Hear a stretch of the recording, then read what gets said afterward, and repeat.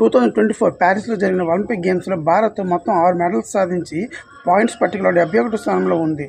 దీనికి ప్రధాన కారణం 145 కోట్ల జనాభాతో ప్రపంచంలో మొదటి స్థానం సంపాదించుకొని జీడీపీలో 5వ స్థానాన్ని సంపాదించుకున్న భారత్ స్పోర్ట్స్ విషయంలో ఇటువంటి పేలవ ప్రదర్శన భవిష్యత్తులో ఇంకా చేయకుండా ఉండాలంటే కొన్ని సూత్రాలను పాటించాలి. అవి ఏంటంటే, ప్రతి స్కూల్లో రోజుకి గంట లేదా 2 గంటల పిల్లలతో స్పోర్ట్స్ ఆడించాలి. ఇటువంటి రూల్స్ను ఏ స్కూల్ అయినా అతిక్రమిస్తే ఆ స్కూల్పై ప్రభుత్వం కఠిన నియమ నిబంధనలను పెట్టాలి. అంతేకాకుండా స్కూల్స్ యొక్క లైసెన్స్ను కూడా రద్దు చేయాలి. అంతేకాకుండా వారి యొక్క ఫైనల్ ఎగ్జామ్స్లో స్పోర్ట్స్కు మార్క్స్ కూడా కేటాయించాలి.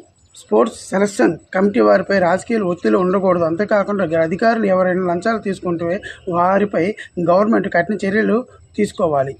యోగాపై ప్రత్యేక అవగాహన ఏర్పరచాలి. ప్రభుత్వం కేంద్ర బడ్జెట్ లో స్పోర్ట్స్ కు ఎక్కువ మొత్తం నిధులు కేటాయించాలి. అంతేకాకుండా గ్రామ స్థాయిలో ఆర్థికంగా వెనుకబడిన ప్లేయర్స్ ఎంతో మంది ఉంటారు. వాళ్ళని ఆర్థికంగా నిష్పక్షపాతంగా పారదర్శకంగా ఎన్నుకుంటే భవిష్యత్తులో భారత్ ఎన్నో పథకాలు